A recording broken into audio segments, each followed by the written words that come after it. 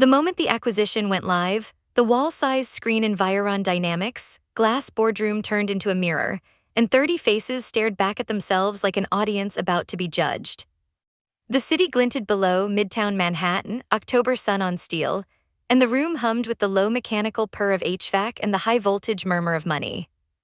Cameras from Stonebridge Capital's PR team stood on tripods. An assistant held a box of branded macarons as if it were a medal ceremony. Mara Quinn stood a step behind her CEO, Conrad Vale, close enough to smell the cedar cologne mix that had become part of the company's folklore. She built the compliance engine they were about to sell for $3 billion, a suite of code that had gotten them here to floor 42, to champagne at 10 in the morning. Her mom would have texted something corny, like "take one for me," if Mara's mom still texted, if the ache of that number didn't still live in the favorites list. Conrad flashed the smile that had gotten them through 3 rounds of venture fundraising and 2 near-deaths. Today, he told the room, we convert vision into value. His voice had a warm drawl, expensive and learned. He lifted his glass but didn't drink. Mara, he said, you get the honor. Your system, your click. She reached for the tablet on the lucite podium, hand steady. The screen displayed the final review. Contract assembly complete, awaiting primary authorization. Her initials were already cashed from the test run. Everyone waited for her to touch the green button. Actually, said Elise Park from HR, stepping forward with a folder like a courtroom extra. Before that, Conrad gave a rueful little right nod and faced Mara. I hate doing this in front of people, he began, which everyone understood meant he did. But there's been a restructuring. Your role, he glanced at Elise, has been eliminated effective immediately, Elise finished, soft-voiced, eyes on the paper. Here's your separation agreement. 2-month severance, extended benefits through December, and a mutual non-disparagement clause. We'll need your badge. Silence isn't silence in a boardroom. It's the click of a pen, the throat scratch of someone who wants to cough but won't, a PR lens shifting focus. The macarons settled, pastel and obscene. Mara looked at the tablet, then the folder, then Conrad's expensive smile. She'd known something was coming, Jet Morneau's sudden promotion to strategic director, the late-night permissions, requests in the server logs, but she didn't expect this. Not in the light. Not with her name queued up like a magic trick they could perform without her. She set the tablet down carefully. You want the click, she said. Conrad spread his hands. We want to honor your contribution without complicating the transition. So you want the photo, she said, without the person. Elise stepped closer. If you sign this now, we can process the payout today. You'll be free to. A red LED blinked on the badge clipped to Mara's blazer. The tiny beep was almost polite as her access died. A second later, the tablet logged her out. On the wall screen, the live feed of the contract UI flickered back to the login prompt. Security is asking for your badge, MS. Quinn, someone whispered behind her. Mara unclipped it, placed it on Elise's folder. She kept her eyes on Conrad. It's still my system, she said, calm, as if remarking on the weather. Of course, Conrad said, relief already in his voice, mistaking her even tone for capitulation. A legacy is forever. Jet will maintain what you started.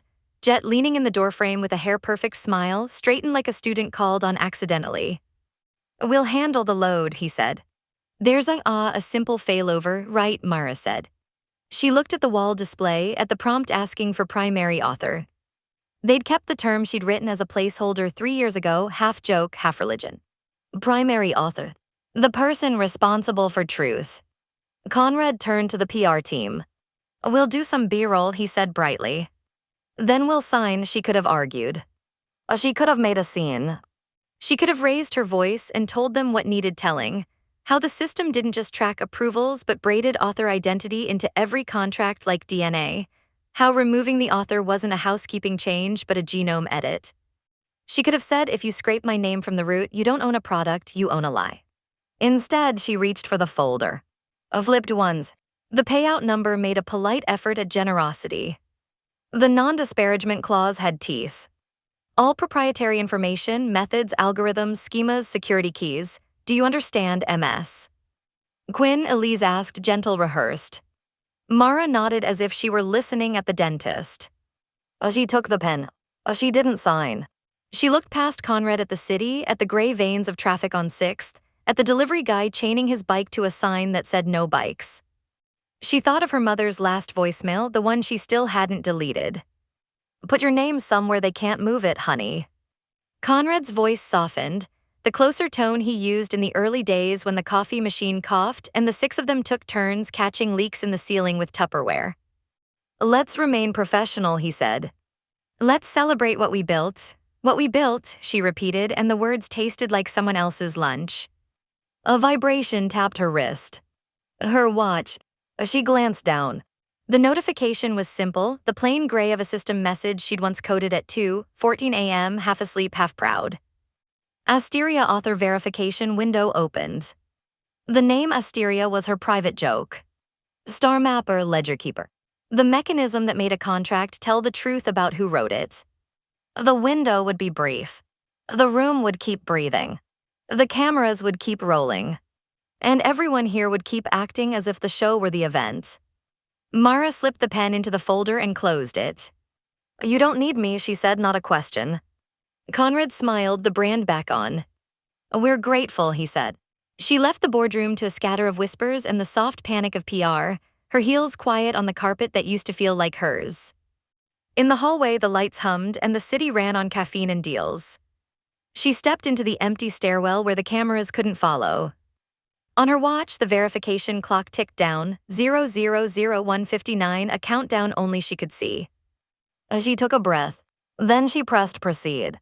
Mara's phone buzzed nonstop that afternoon, but she didn't answer. Her exit badge had been deactivated, her email redirected to HR support, and her work laptop wiped before lunch. She watched it all unfold from a midtown coffee shop window, her reflection layered over the traffic, her hands still trembling slightly as if the keyboard hadn't left them yet. Viron Dynamics was only 6 blocks away, a tower of mirrored glass. She could still see the 42nd floor from here, a square of tinted windows where the morning had imploded. She stirred her coffee until it went cold. Her mother used to say, "Don't fight people who write the rules, baby. Learn to write the ink." It was the kind of saying that made no sense until now. Flashback 2 years earlier, back when Viron still felt like a family, when Conrad still rolled up his sleeves and ordered pizza at midnight, Mara had believed in the mission. "Compliance for a transparent world," the tagline said. They were building tools that could make contracts unbreakable, corporate lies detectable, the kind of software that could force truth into business. Back then, she'd written a side module no one asked for, a self-validating metadata layer she named Asteria. It was supposed to be a joke, a sort of poetic checksum. Every contract Viron's system generated would record its true author, a digital signature that couldn't be erased. She never told anyone it existed. It was her fingerprint inside the machine. The day she finished the prototype, she got a call from the nursing home. Her mom had fallen again. She'd been coding through the night, chasing a bug that would later become a headline. She hadn't picked up until sunrise. By the time she reached the hospital, her mom was gone. Conrad had shown up at the wake, hands in his pockets, saying all the right things. "Take the time you need," he told her. "We're a team. Family," she believed him. Back in the present, her phone lit up again, Elise Park calling. Mara hesitated, then answered. "You didn't have to call," she said. Elise's voice came low and nervous. "I wanted to, off the record, say I'm sorry." The decision came from upstairs, not Conrad. Mara laughed quietly. "Conrad is upstairs, you know what I mean." "Investors." Stonebridge wanted a younger face, someone flashier. "They think Jet sells better because he smiles for cameras," Mara said. "Good luck with that," Elise paused. "They didn't even give you time to clean your desk." "I boxed your things myself." "There was a photo, your mom, keep it," Mara said softly. She wouldn't want to be part of that office anymore. A silence hung there, awkward, human. Elise finally whispered, "They're still running tests on your code. The system keeps requesting an author validation key." "Jet's losing his mind," Mara felt her pulse quicken. "Oh, really? Yeah. Something's looping." "You didn't leave anything behind, did you?" Mara smiled faintly. "Just my legacy." As dusk bled into the city, Mara opened her laptop. Not the company-issued one, the personal machine she'd kept for freelance work. She logged into a private server, one no one at Viron even knew existed. Lines of code filled the screen, glowing in soft teal. Her old script. Her ghost signature. The Asteria core waited quietly, pulsing. A message blinked at the bottom, authorization request. VIRONSTONEBRIDG Dil Mara whispered to the empty cafe, "You tried to erase me." She clicked accept. The cursor blinked back at her like an eye opening in the dark. The next morning, Mara woke before sunrise. Her apartment on the Upper East Side looked like a space someone had moved out of years ago. Unopened mail, half-packed boxes, a coffee mug on the windowsill with the faded logo Viron Dynamics, Build the Future. She hadn't been able to throw it out yet. Her laptop glowed in the half-dark. Overnight, Asteria had logged 12 failed authorization attempts from a Viron IP address, Jet Morno's account. He was already poking around the backend like a toddler with a power drill. At 8:00 a.m., she put on jeans and a leather jacket and walked back toward the building she'd been fired from less than 24 hours ago. The security guard, Marco, looked startled when she appeared in the lobby. "Hey, MS. Quinn." He glanced at his monitor. "You're not cleared for access. I'm not going upstairs," Mara said. "Just dropping something for HR," it wasn't a lie. The flash drive in her pocket did contain HR paperwork, the digital copy of her NDA. But it also contained something else. A version of Asteria's documentation that would self-activate if opened, a breadcrumb she might need later. Marco buzzed her through. "You didn't hear it from me," he said quietly, "but the place has been chaos since you left. It's in lockdown mode. Some systems glitching, she repeated. "Right," Elise found her near the elevator bank, whispering urgently, "You shouldn't be. Conrad's upstairs with the investors." "I just came to drop this off," Mara said evenly, holding up the folder. Elise lowered her voice. "They brought in outside consultants. Jet's running your demo in 3 hours, but he can't get the verification script to load.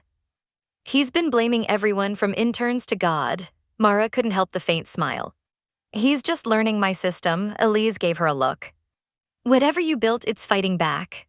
Before Mara could reply, the elevator doors opened and Jet stepped out, phone pressed to his ear, voice sharp. "No, I did recompile it. It's your system that's ancient, not my skill set, hang on." He froze when he saw her. "Wow," he said. "Security really dropped the ball. Good morning to you too," Mara said. "You planning to haunt the place now?" Jet asked, sliding his phone into his pocket. "Or is this some kind of protest, just tying up loose ends?" He smirked. "Look, I know yesterday was rough. But you and I both know this company needed new energy. You built the bones, I'm bringing it to life." "Interesting metaphor," she said. "Just remember, when you start reanimating corpses, sometimes they bite." He frowned. "Whatever. The code's a mess anyway. I'll probably rewrite the whole architecture." She studied his face, that corporate veneer of arrogance he wore like a tailored suit. "If you do," she said softly, "make sure you understand every line first." "My system doesn't like strangers." Jet chuckled and stepped past her toward the elevators. Noted. As the doors closed, Mara turned to Elise. "How long before the signing?" 2 hours. "Good," Mara said. "That's just enough time." She crossed the street to the public plaza, sat on a cold concrete bench, and opened her laptop again. Through the cafe Wi-Fi, she tunneled into Viron's staging server, her own digital fingerprint unlocking the backdoor no one else knew existed. She watched Jet's live command scroll across the logs, his frantic attempts to delete her authorship verification. Asteria resisted each one. For every function he renamed, it generated a new checksum, recursive, self-healing, incorruptible. Mara typed a single line into the terminal. #initiate secondary certification sequence, observer mode. She leaned back, heart pounding. The code began to hum across the network like a living pulse. In the reflection of her screen, her face looked calm, too calm for what she was about to do. "They wanted to erase the author," she whispered. "Let's see how they handle a story that writes itself." By the time morning rolled into midday, the air inside Viron Dynamics had shifted. The building felt tense, like a waiting room before bad news. Security guards hovered near the turnstiles. Someone from PR paced the lobby, phone glued to her ear. Everyone pretended the firing of Mara Quinn hadn't happened, even though the entire company's Slack channels still pulsed with silent chaos. Messages deleted, threads locked, screenshots whispered around like contraband. Mara watched from a deli across the street, half hidden behind a newspaper she wasn't reading. Her laptop sat open next to a cup of burnt coffee, tethered to the plaza's public Wi-Fi. The interface of her creation, Asteria, glowed faintly on the screen, a living heartbeat of code. She could see the signing dashboard updating in real time. Every new fix Jet pushed was like watching a toddler try to rewire a jet engine. She knew the system better than anyone.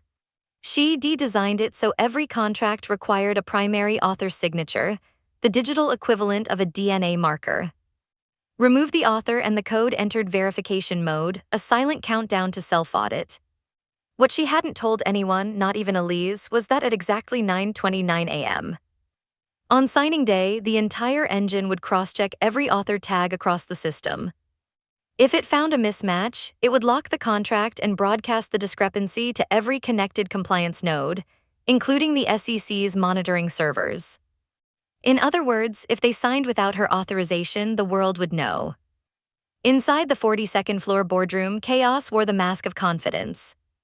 Conrad Vale stood before the investor delegation with his sleeves rolled, charm weaponized. His voice had that slow, practiced calm that people mistake for leadership. "How soon can we go live?" an investor asked. "10 minutes, Conrad said. "We've had some integration issues, but nothing that'll hold us up. Our new director's got it under control." Jet was hunched over a laptop at the far end of the table, eyes darting between lines of code and error messages. Sweat darkened the back of his collar. Elise hovered behind him, her voice low. "Shouldn't we wait? The author verification keeps failing." "It's just a timestamp sync," Jet said. "Old code." Mara's legacy junk, Elise repeated softly, "is what got us this deal." Conrad's voice cut across the room. "We stay on schedule. Optics matter. Investors don't want to hear about legacy junk, they want signatures." Jet forced a grin. "All right. It's handled," he hit execute. Across the street, Mara's laptop pinged. "Event triggered, secondary certification initiated."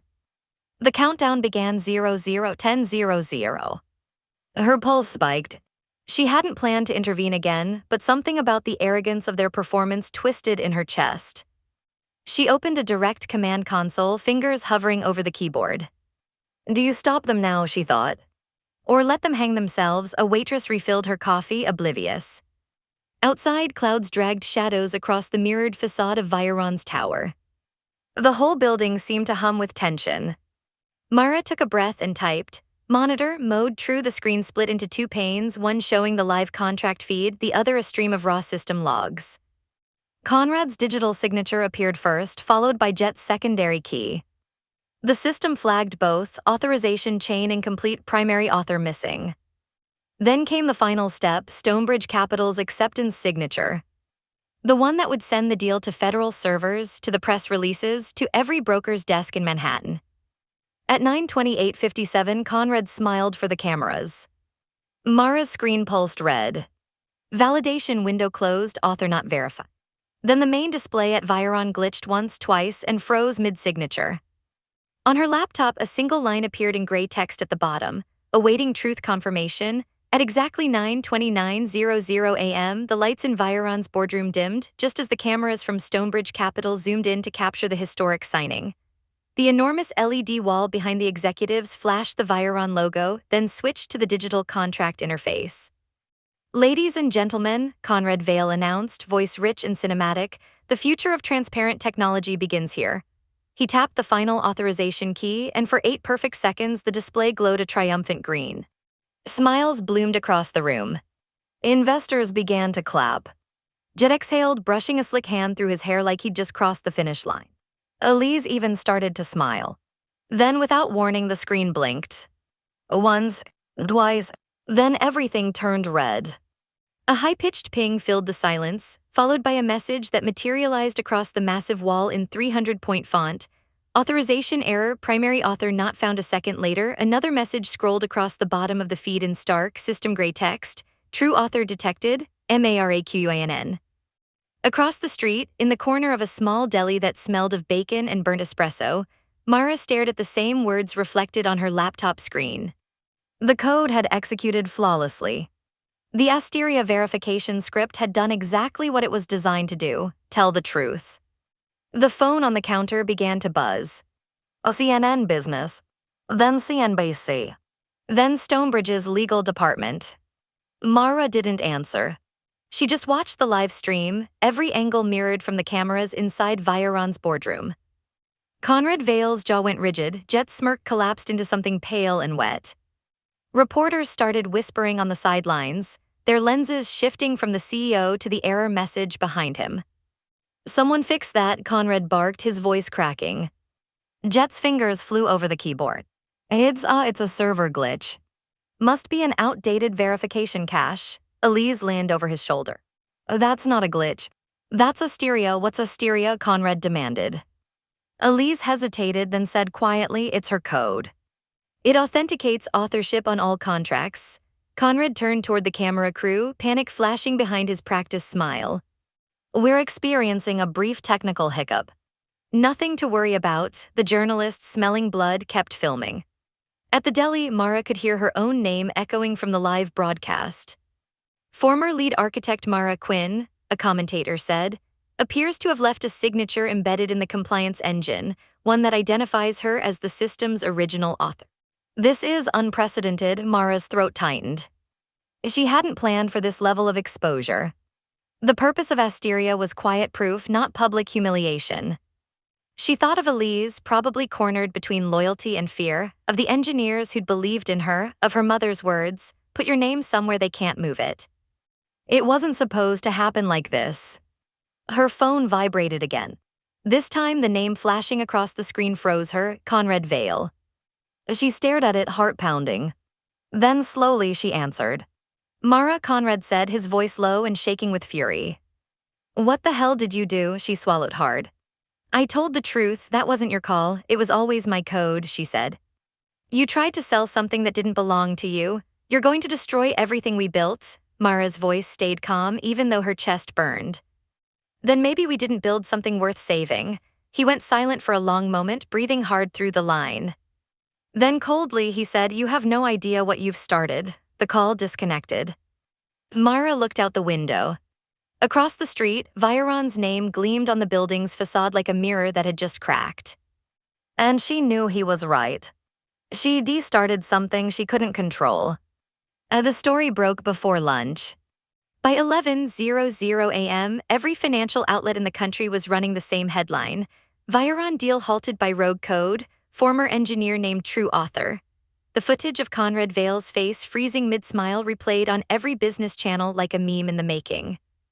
The deal with Stonebridge Capital, valued at $3.1 billion, was suspended pending verification of intellectual ownership. The SEC had opened a review. Investors were fleeing like rats from a burning cruise ship. And somewhere in a half-lit conference room on the Upper East Side, Mara Quinn sat alone with the blinds drawn, watching the aftermath unfold on 3 screens at once. She hadn't meant to set fire to the company. But truth, once released, didn't ask for permission. Her phone buzzed again. This time the number was blocked. She almost ignored it, then curiosity got the better of her. "Mara Quinn speaking, MS." "Quinn," a brisk female voice replied. "This is Special Counsel Rayner from the Department of Financial Integrity. We're investigating the Viron Stonebridge incident. Would you be available for a brief call today?" Mara hesitated.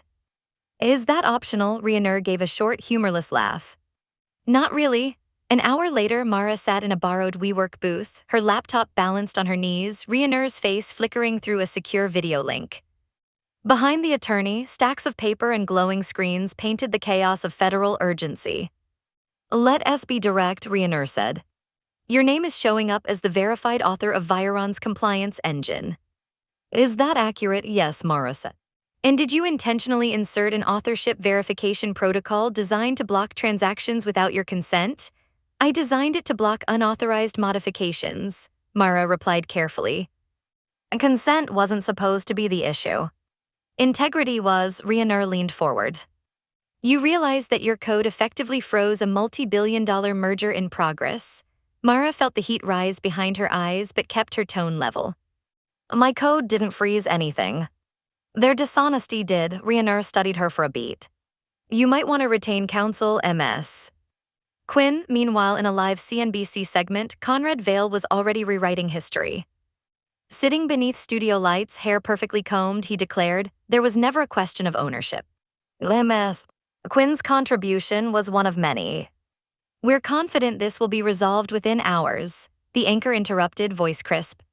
The department has just confirmed that the verification chain you mentioned is legally binding. It lists you as secondary author, Mr.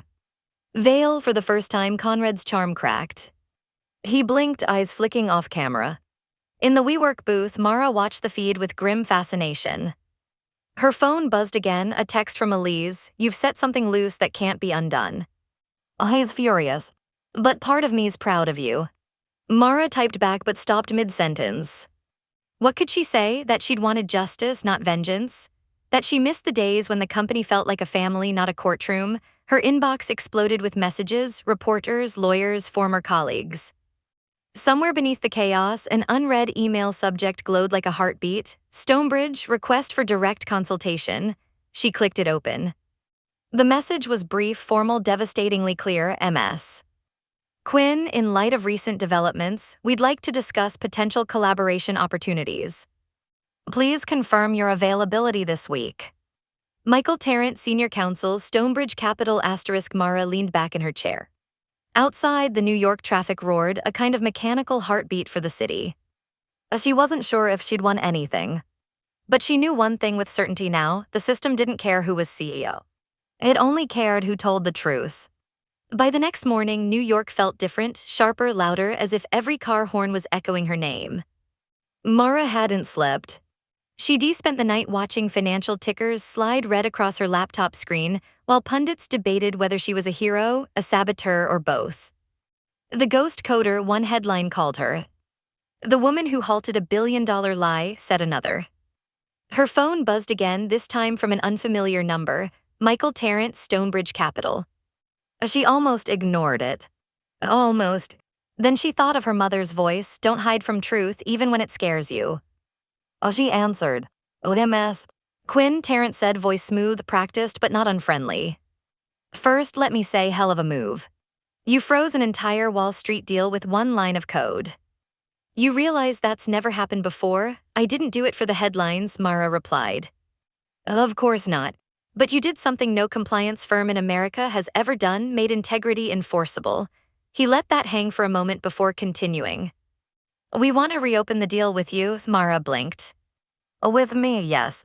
Stonebridge is still interested in acquiring the technology, provided the rightful author leads the transition. You retain creative control. Full transparency, open verification, the whole package. But we need to meet quietly, she hesitated. Conrad's still CEO, not anymore, Tarrant said. Viron's board placed him on leave this morning. Internal investigation pending. We prefer to deal with the person who built the thing, not the one who lied about it. They met that evening in a small co-working space downtown, nothing glamorous, just a single glass-walled conference room overlooking the Hudson. The skyline burned orange against the water as the sun dipped low. Tarrant arrived first, late 40s, tailored navy suit, eyes that had seen too many deals to be impressed by much. He shook her hand firmly. You understand the kind of position you're in, he asked. Terrified, Mara said. He smiled. Powerful, Mara laughed once dryly. Those feel the same sometimes. He slid a folder across the table. A proposal. You'd lead an independent audit to certify the technology. Stonebridge will fund your team. You'll have autonomy, she flipped through the documents. It was more than she expected, her name in print, her authorship acknowledged, full creative authority. It should have felt like victory. Instead, she felt empty. What's the catch, she asked. No catch, Tarrant said. But we'd like to fast-track this. Our board meets Monday. She stared at the final page where her name, Mara Quinn, appeared above the line. For years, she'd worked in the shadows, her credit buried under layers of corporate anonymity. And now the world was watching. Why me, she asked quietly. You could rebuild the system without me, Tarrant leaned back. Because we don't just want the code. We want the credibility that comes with it. You made the software tell the truth. Now people believe it can. Mara looked out the window at the city flickering to life, thousands of offices, screens, people chasing their own numbers. She closed the folder. If I do this, she said, we do it right. No hidden clauses. No shortcuts. Full authorship verification for every contributor, not just me. Tarrant nodded slowly. That's a bold condition. It's the only one. He extended his hand again. Then we have a deal, MS. Quinn. Mara shook it. His grip was steady, confident. But as he left, the city lights reflected on the glass wall and she caught her own reflection, calm, unreadable. A woman who'd just been handed everything she ever wanted and yet couldn't shake the weight of what it cost. Outside, her phone vibrated with new messages, headlines, and praise she didn't trust. For the first time in years, Mara Quinn had power. And she wasn't sure it was a gift.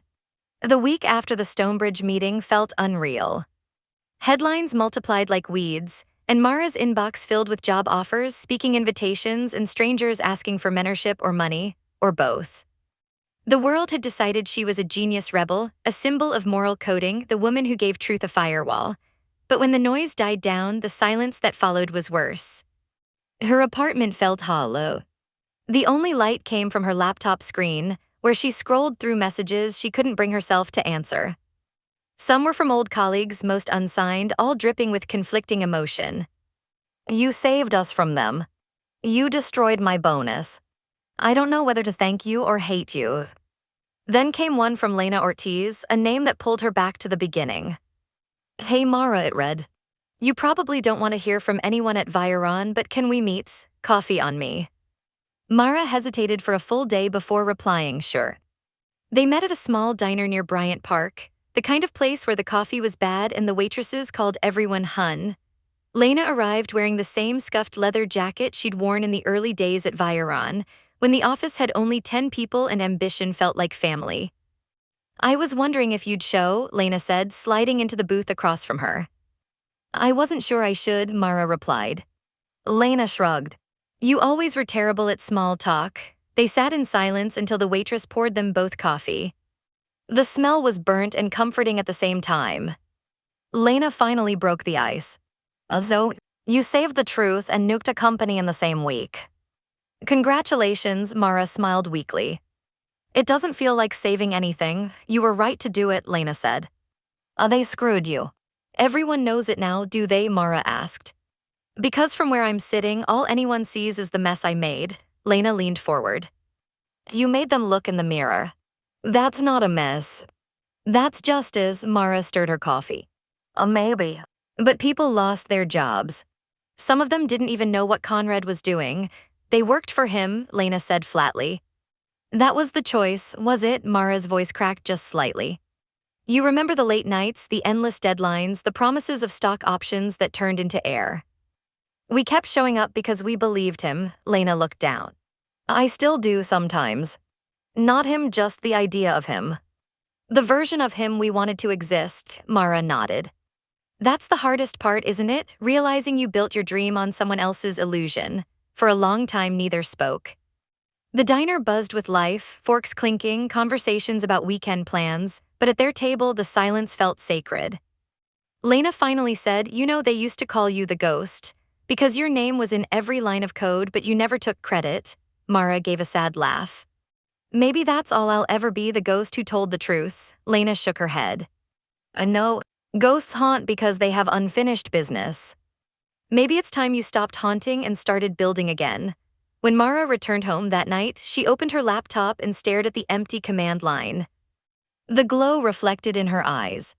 Then, almost without thinking, she typed, MK Dyer Asteria works. Her finger hovered over enter. Lena's words echoed in her head. Stop haunting. Mara pressed the key. The cursor blinked like a heartbeat returning to life. The email arrived at 6:12 a.m. On a Tuesday, sandwiched between spam about mortgage refinancing and a grocery coupon. Subject, notice of legal action, Viron Dynamics versus. Mara Quinn. Mara read it 3 times before the words made sense. Conrad Vale was suing her for misappropriation of proprietary code and defamation of corporate reputation. Her coffee went cold before she even took a sip. By noon, her new office, if you could call it that, was buzzing with quiet panic. Asteria Works was barely more than an idea.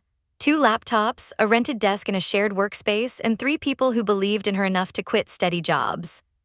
Lena Ortiz handled client outreach. A junior coder named Owen Chu worked from a stool with one wheel missing.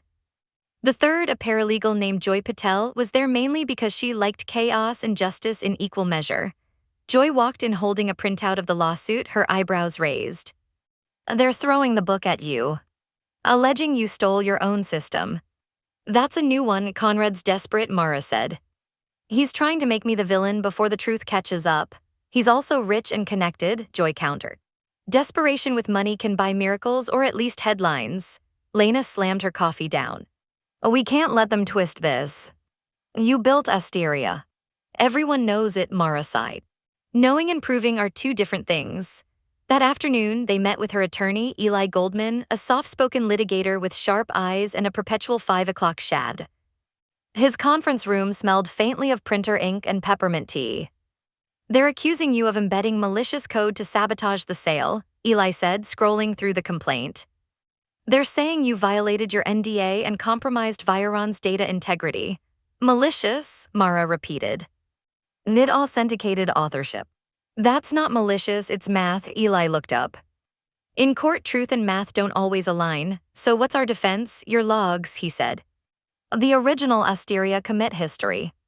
If we can show timestamped authorship and the secondary certification Conrad signed, he's done." Mara nodded slowly. "The certification file is on their server. They'll never hand it over." Eli leaned back, smirking slightly. "Then we subpoena it." The first hearing drew a crowd: journalists, ex-employees, people hungry for a headline. Conrad arrived with a small army of lawyers, all polished confidence and expensive suits. He gave Mara a faint smile that was equal parts nostalgia and threat. On the stand, he spoke in that same reassuring baritone that once sold visions to investors. "OMS. Quinn's actions were reckless," he said. "She crippled an honest company. I trusted her and she betrayed that trust." Mara watched him from the defense table, hands clasped tightly in her lap. The betrayal stung, not because of the lawsuit, but because he said it like he believed it. When it was her turn to testify, she stood, adjusted the mic, and met his eyes. "I didn't betray Viron," she said. "I betrayed the illusion of Viron," the courtroom murmured. Even the judge leaned forward slightly. Eli stepped up beside her. "OMS. Quinn," he said, "do you have evidence of your authorship?" Mara nodded and reached for the drive Joy had prepped. "Everything's here. Every line of code, every timestamp, every certification, including Mr. Vale's signature approving my authorship key." Conrad's lawyer objected, but the judge allowed it. The logs projected on the screen digital signatures, exact times, and one line that silenced the room. "Certified by Conrad Vale. Secondary verification acknowledged." Conrad went pale. Eli's voice was calm. "Standard practice to disregard authorship, Mr. Vale." Conrad's lips tightened. He didn't answer. When the hearing ended, Mara stepped outside into the cold Manhattan air. Reporters shouted questions, flashbulbs popped. Lena slipped her a grin. "You just beat him at his own game." Mara shook her head. "No, the game beat him. I just made the rules visible." Still, as she looked up at the skyline, she felt no joy, only a strange, heavy quiet. Justice had a cost, and she was still paying it. 3 months later, Asteria Works had a real address. A cramped loft in Soho that smelled like fresh paint and overworked coffee machines. The walls were bare brick, the desks mismatched, and the Wi-Fi spotty, but the energy was electric. Mara stood at the center of it all, watching her new team argue over whiteboard space. Owen was diagramming code flows on the wall like a man possessed, while Lena balanced a burrito and a laptop, muttering about marketing narratives that don't sound like cult slogans. Joy was on the phone, half arguing with a potential investor about ethical AI clauses. It was chaos, but it was her chaos. She sipped from a chipped mug, the words "build the future" faded to a ghost of gray. The irony wasn't lost on her. Viron had tried to erase her name. Now she was building a company that existed to make erasure impossible. By noon, the office was packed with noise. Clattering keyboards, the hum of an old AC unit, laughter that didn't sound corporate. It was the sound of people working without fear. Still, part of Mara's mind remained elsewhere. Lawsuits aside, Viron had quietly restructured. Conrad had resigned under personal circumstances. Jet had disappeared from the industry altogether. But the culture that birthed them, ego over ethics, still ruled every corporate boardroom she'd ever known. Owen interrupted her thoughts. "Hey boss, you should see this." He swiveled his monitor toward her. The prototype of their new platform, Asteria Ledger, displayed a line of code that read like a manifesto. Every contribution leaves a trace. Every trace tells a story. Mara smiled. "It's beautiful," Owen grinned. "You're saying the system remembers us now? That's the goal," she said. "To make memory part of the architecture," Lena looked up. "That's poetic." Creepy but poetic, Joy leaned against her desk, folding her arms. "So what happens when someone doesn't want to be remembered? Some people like being ghosts, Mara." Mara hesitated. "Then we give them choice. But the system will still hold the truth quietly. For when the world forgets," Joy studied her. "You ever gonna let the world forget you?" Mara gave a small, tired smile. "Not anymore." Later that night, after everyone left, she lingered alone under the flickering fluorescent lights. The city pulsed outside, the low hum of taxis, the heartbeat of nightlife, but inside everything felt still. She opened her laptop. A message blinked from Stonebridge. A formal proposal to implement Asteria Ledger across their new transparency initiative. It was the kind of offer that could turn her scrappy startup into an empire.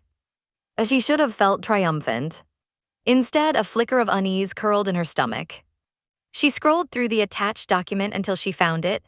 Buried deep in legal language, one small clause labeled Emergency Override National Security Provision. It allowed Stonebridge to disable authorship verification under extraordinary circumstances. She leaned back, exhaling. The clause was poison dressed as patriotism, the same door Viron had once used to erase her. Mara closed the laptop slowly, the city lights reflected in her eyes. Outside, her new team's laughter still echoed faintly in the hallway, bright, unguarded, alive. She thought about what Owen said earlier, the system remembers us now. She whispered to the empty room, "Not if I can help it, stay honest." Then she powered down the lights and locked the door behind her, the hum of neon fading into quiet determination. Amara didn't sleep that night. The clause wouldn't leave her mind, 2 sentences buried on page 47 of Stonebridge's final contract. The emergency override national security provision. Harmless to the untrained eye. Catastrophic to her. It was déjà vu. The same language that had let Viron manipulate the truth. The same door through which Conrad Vale had erased her name. At 6:00 a.m., she was still sitting at her kitchen table, coffee cold, the skyline tinted pale gray. She'd been up all night rehearsing the conversation she'd need to have, the one that could destroy everything she'd just rebuilt. By noon, she was back in Stonebridge's headquarters. The building was the opposite of hers, marble floors, silent elevators, no clutter, no laughter. She followed an assistant down a corridor lined with framed stock certificates until they reached a sleek glass conference room. Michael Tarrant was already there, reviewing the final pages. "Mara," he said, smiling faintly. "You look like you've been coding since midnight." "Something like that," she said, sliding the marked-up draft across the table.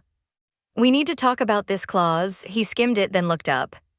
"The override, that's just legal formality. Every government contract has one. This isn't government," she said. "This is the foundation of a system meant to preserve truth. You can't build integrity with escape hatches," Michael sighed. "You're idealistic, which I admire. But this clause isn't for abuse, it's for protection. If something catastrophic happens, the system can't paralyze national security." "That's what they said at Viron," she shot back. He blinked. "This is Viron," she leaned forward. Exactly. "Don't make it one," the tension sharpened. Michael's voice softened, but his words carried weight. "You're not in a garage anymore, Mara. You're playing in the majors. Deals this size come with compromises." Mara folded her arms. "If compromise means rewriting the same mistake that broke me, then I'd rather walk away." He studied her in silence. "You'd give up everything, the funding, the recognition, your team's future over one clause?" "It's not one clause," she said. "It's the difference between a truth that survives and one that's disposable." Michael looked genuinely conflicted. He rubbed his temple. "You realize this decision doesn't just affect you now. People depend on you, employees, clients, investors. If this deal dies, so does their stability. The words hit like a punch. Mara thought of Owen's excitement, Lena's faith, Joy's jokes about chaos and justice, the people who had chosen to follow her when she had nothing. She felt the weight of their futures pressing against her chest. Then she thought of her mother's voice, put your name somewhere they can't move it. Mara took a slow breath. There's a way to protect everyone, she said. Keep the clause but modify it. Multi-sig access, 3 independent parties must approve any override, and all actions must be publicly disclosed afterward. No secret switches. Transparency baked in, Michael hesitated, then nodded slowly. That could work, he closed the folder. You know, you're the only person I've ever met who argues ethics like a litigator and logic like an engineer. Mara smiled faintly. I've had practice, they both stood. So Michael said, extending his hand. Do we have a deal? Mara shook it firmly. Now we do. When she stepped outside, the sky had turned gold. Her phone buzzed, messages from her team, cheering, relieved. She paused on the steps of the building, feeling both the exhaustion and the quiet, hard-earned peace that comes after choosing the harder path. For the first time, the victory didn't feel like rebellion. It felt like balance. Truth secured not by code alone but by choice. The signing ceremony for the new Asteria, Stonebridge partnership was nothing like the spectacle Viron had staged a year earlier. No press, no champagne tower, no marble atrium filled with cameras. Just a small office downtown, 3 people in business casual, and a pot of coffee that had gone cold 20 minutes ago. Mara Quinn sat at the head of a plain oak table beside Michael Tarrant. Lena and Owen hovered near the doorway, watching nervously, like kids waiting for fireworks that might misfire. This is it, Michael said quietly, handing her the final copy. Once we sign, the system goes live under your standards. Every contributor gets verified authorship on every contract moving forward. No exceptions. Mara ran her fingers along the edge of the paper, tracing her own name. For months, she had fought to build something incorruptible, something human, even in its logic. Now that she'd won, the victory felt almost too quiet. Feels strange, she said, after everything.